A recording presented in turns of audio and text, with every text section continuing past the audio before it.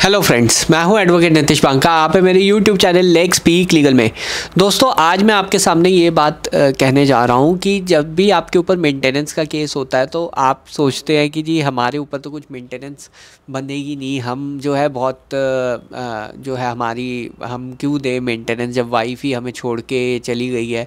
और कई legal advisers भी अनफॉर्चुनेटली ये एडवाइस करते हैं कि आप पे कोई मेंटेनेंस नहीं बनेगी, या फिर बताते नहीं है करेक्ट फिगर कि कैसे जो है मेंटेनेंस होगी आपके ऊपर, फिक्स कैसे होगी।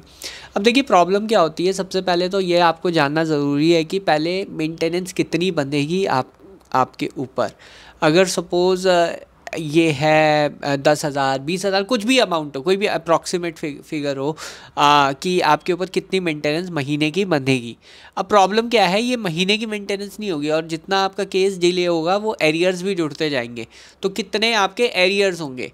प्रॉब्लम ये भी होती है कि जो आपकी करंट सैलरी है उस हिसाब से जो है कोर्ट मेंटेनेंस बांध देता है। सपोज़ आपने जो है आपका केस 4 साल चला और 4 साल बाद आपकी इंटरिम मेंटेनेंस फिक्स हुई। इंटरिम मेंटेनेंस आपकी करंट सैलरी के बेसिस पे होगी। ये बहुत बड़ा फ्लॉ है, इस पे मैं ऑलरेडी जो है कंटेस्ट कर रहा हूँ ऑनरेबल हाई कोर्ट में। हेयरिंग शायद सितंबर में होगी इसमें। तो इसमें फ्लॉ ये है कि आपकी जो एरियर्स है वो तो 4 साल पहले के चलेंगे, पर जो अमाउंट, किस अमाउंट पे वो एरियर फिक्स होगा वो आज की डेट, 4 साल मतलब आज की डेट के हिसाब से होगा। मतलब आज की जो आपकी सैलरी है उस हिसाब से वो 4 साल के एरियर्स भी चलेंगे। तो यानी आपने जो उस ईयर में कमाया तो वो तो आपका 70 से 80% जो आपकी जितना आपने कमाया साल में वो सारा आपको देना ही पड़ जाएगा एज अ मेंटेनेंस, जो कि बहुत अनजस्ट है। इस पर मैं ऑलरेडी कंटेस्ट कर रहा हूँ। पर जो मेंटेनेंस का जो लॉ है वो बहुत ख़तरनाक है, ये समझिए, और ये बहुत ज़्यादा बन सकता है। इसकी जो है आपको पूरी पहले जानकारी होनी चाहिए कि ये कैसे आपके ऊपर काम कर सकता है। अब बात करते हैं कि मेंटेनेंस को कम कैसे करें, क्या क्या तरीक़ों से कम हो सकती है, क्या क्या तरीक़ों से ज़ीरो हो सकती है।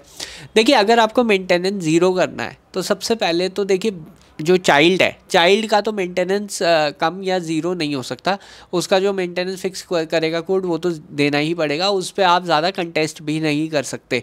कोर्ट आपकी नहीं सुनेगा कोई भी आर्गुमेंट अगर आप चाइल्ड मेंटेनेंस को कम करने के लिए आगे आते हैं।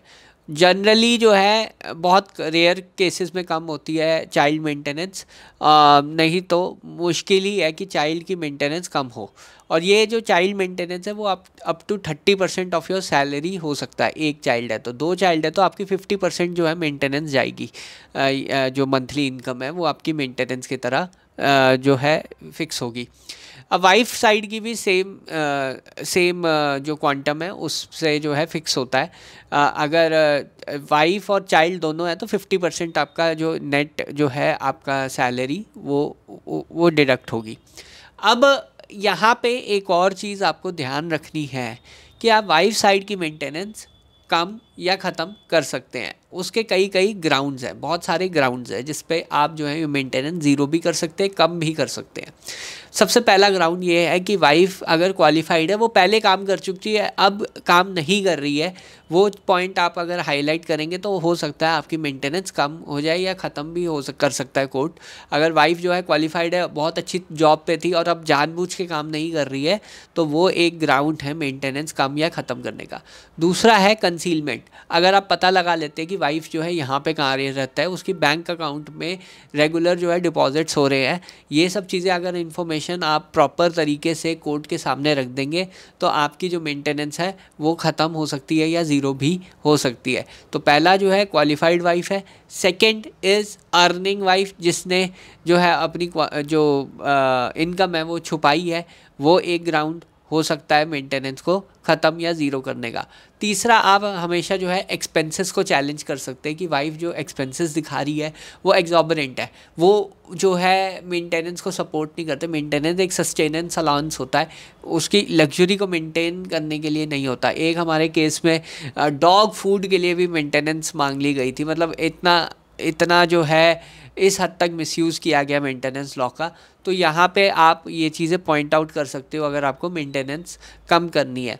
आपकी जो लाइबिलिटीज़ है, आपके पेरेंट्स है, आपकी जो ईएमआई है, अभी एक दिल्ली हाई कोर्ट की नई जजमेंट आई है इस पे, जो 29 अगस्त को ही आई है, जिसमें कोर्ट ने ये भी कहा है कि आपकी जो ईएमआई है, फ्लैट की ईएमआई को भी कंसिडर किया कि आपकी भी लाइबिलिटीज़ होंगी, आपके भी एक्सपेंसेस होंगे जो रीज़नेबल होंगे। पहली बार जो है दिल्ली हाई कोर्ट ने ये चीज़ कंसिडर किया। नॉर्मली जो है ईएमआईज़ को कंसिडर नहीं करता कोर्ट, बट ये जो रिसेंट जजमेंट आई है दिल्ली हाई कोर्ट की, उसमें ये कंसिडर किया हुआ है कि ईएमआई और मंथली ईएमआई जो आपके फ्लैट की जा रही है या किसी चीज़ की भी जा रही है, वो चीज़ कंसिडर करके मेंटेनेंस जो है कम कर दी, रिड्यूस कर दी। 6-7 हज़ार रुपये ही रिड्यूस हुई, ज़्यादा नहीं हुई, बट कंसिडर किया। पेरेंट्स आपके ऊपर अगर डिपेंडेंट है तो मेंटेनेंस कम हो सकती है। तो ये सब चीज़ें फैक्टर्स हैं जिससे मेंटेनेंस आप कम कर सकते हैं या ज़ीरो कर सकते हैं। नहीं तो ओवरऑल अगर आपको पता है कि इतनी मेंटेनेंस आपके ऊपर बंधेगी और इतने के एरियर्स होंगे, अगर 5 साल 6 साल भी केस चलता है तो इतना लमसम अमाउंट बन जाएगा। तो अगर ये अमाउंट आपको वैसे ही देना है एज़ पर लॉ, में भी आपको 4-5 साल बाद देना हो, तो आप एक वन टाइम सेटलमेंट भी कंसिडर कर सकते हैं अपने केसेस में। आपको अगर पता है आपको मेंटेनेंस देना है और बैटल से मॉनेटरी रिलीफ की ही है, कि सिर्फ पैसे की ही है, तो आप जो है वन टाइम मॉनेटरी सेटलमेंट भी कंसिडर कर सकते हैं। क्योंकि अगर आप ये केस लड़ेंगे भी तब भी आपको देना ही पड़ेगा, क्योंकि जो लॉ है वो ऐसे ही काम करता है।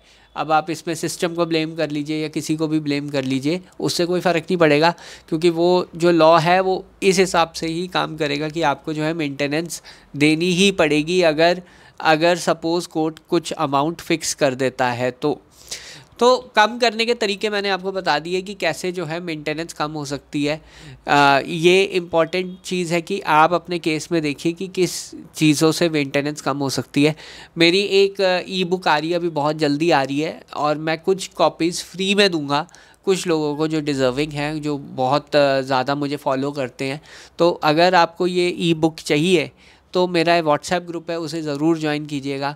मैं उसमें जो है एलिजिबल प्रोफाइल सिलेक्ट करूँगा और एलिजिबल प्रोफाइल्स को मैं अपनी तरफ से ये ई बुक जो है प्रोवाइड करूँगा। अभी कुछ दिनों में ये रिलीज़ हो जाएगी फ़िज़िकल हार्ड कॉपी, तो ये मैं आपको प्रोवाइड करूँगा। पहले ये ई बुक थी, अब ये फ़िज़िकल बुक हो जाएगी। तो फ्री कॉपीज़ के लिए आप जो है मेरा व्हाट्सएप ग्रुप ज्वाइन कर सकते हैं। बहरहाल वीडियो देखने के लिए बहुत बहुत धन्यवाद। Thank you very much.